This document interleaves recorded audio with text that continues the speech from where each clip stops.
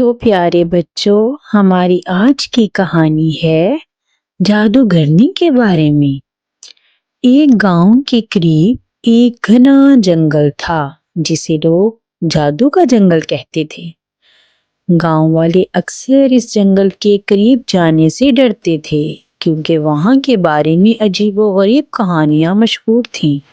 कहा जाता है कि जंगल में एक जादूगरनी रहती है जो अपनी जादुई ताकतों के जरिए हर किसी की आजमाइश करती है, लेकिन हकीकत में वो जादूगरनी किसी को नुकसान नहीं पहुंचाती थी, बल्कि इसका मकसद लोगों को नेकी और मोहब्बत के रास्ते पर लाना था। जंगल के बीचों बीच एक खूबसूरत मकान था जो किसी जादुई किताब से निकला हुआ मालूम होता था।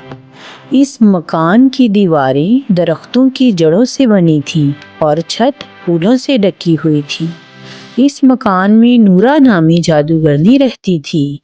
हाँ बच्चों, इस जादूगरनी का नाम नूरा था। नूरा बहुत खूबसूरत थी। इसकी चमकती हुई आंखों में खास रोशनी थी जो लोगों को सुकून देती थी। वो दिन भर अपने बाग में जादुई जड़ी बूटियां उगाती और परिंदों के साथ बातें करती थी। एक दिन गांव के कुछ बच्चे, जिनमें अली, ज़ारा और रेहान शामिल थे, जंगल में खेलने चले गए। इन बच्चों को जादुई कहानियों पर यकीन नहीं था और वो नूरा के बारे में मजाक करते थे।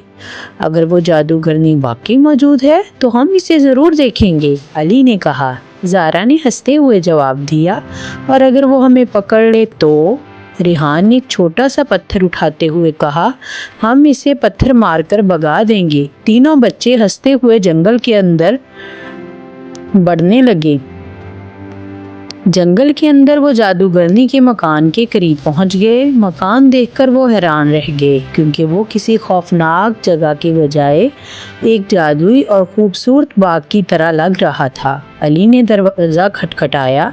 दरवाज़ा खुद ब खुद खुल गया और नूरा बाहर आई। कौन है? नूरा ने मुस्कुराते हुए पूछा। बच्चे पहले तो डर गए, लेकिन फिर अली ने हिम्मत करके कहा, हम गांव से आए हैं। हमने सुना था कि यहाँ कोई जादूगरनी रहती है।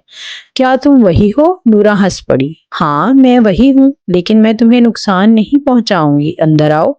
बच्चे हैरत और खौफ के मिले जुले जज्बात के साथ अंदर चले गए। नूरा ने इन्हें अपने बाग का दौरा करवाया और जादुई चीजें दिखाईं। नूरा ने बच्चों को बताया कि वो इनकी नेकी को जांचना चाहती है। अगर तुमने मेरी आजमाइश में कामयाबी हासिल की तो मैं तुम्हें एक कीमती तोहफा दूंगी, लेकिन अगर तुम नाकाम हुए तो मैं तुम्हें ये वादा करना होगा कि तुम अपनी गलतियों को सुधारोगे। बच्चों ने तजस्सुस के साथ पूछा, क्या आजमाइश है? नूरा ने मुस्कुराते हुए कहा, मैं तुम्हें 3 काम दूंगी। ये काम तुम्हारी नेकी, हिम्मत और दोस्ती को परखेंगे। पहली आजमाइश के लिए नूरा ने बच्चों को एक बूढ़े शख्स की मदद करने को कहा जो जंगल के दूसरे किनारे पर रहता था। बूढ़े शख्स के पास खाने के लिए कुछ नहीं था। नूरा ने बच्चों को कुछ जादुई बीज दिए और कहा, ये बीज इसके बाग में बो दो। ये जल्दी उग जाएंगे और इसके लिए खुराक मुहैया करेंगे। बच्चे बूढ़े शख्स के पास गए और उसके बाग में बीज बो दिए। बीज फौरन उगकर फलदार दरख्त बन गए। बूढ़े शख्स ने खुश होकर दुआ दी और कहा, तुमने मेरी जिंदगी बदल दी। बच्चे खुशी से वापस आए और नूरा को सब कुछ बताया। अब बारी थी दूसरी आजमाइश की। दूसरी आजमाइश के लिए नूरा ने बच्चों को एक जादुई शीशा दिया। जी हाँ बच्चों, जो सच और झूठ को जाहिर करता था। इसने कहा, इसे गांव ले जाओ और देखो कि लोग कैसे रवैया रखते हैं। बच्चे गांव गए और शीशे के जरिए लोगों के रवैये देखे। उन्होंने महसूस किया कुछ लोग झूठ बोल रहे थे जबकि कुछ ईमानदार थे। अली ने कहा, हमें इन लोगों को सच बोलने की तरगीब देनी चाहिए। बच्चों ने गांव वालों को समझाया कि सच्चाई ही खुशहाली का रास्ता है। आहिस्ता आहिस्ता गांव के लोग अपनी गलतियों को सुधारने लगे। अब बारी थी तीसरी आजमाइश की। तीसरी आजमाइश सबसे मुश्किल थी। नूरा ने एक जादुई गुड़िया बच्चों को दी और कहा ये गुड़िया सिर्फ उसी के पास रहेगी जो सबसे ज्यादा कुर्बानी देगा।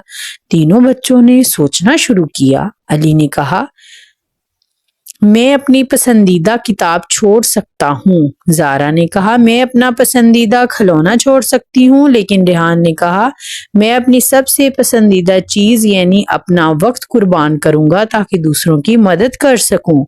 नूरा ने रेहान के अल्फाज सुनकर कहा, यही असल नेकी है बच्चों, कुर्बानी सिर्फ चीज़ों की नहीं बल्कि वक्त और मेहनत की होती है।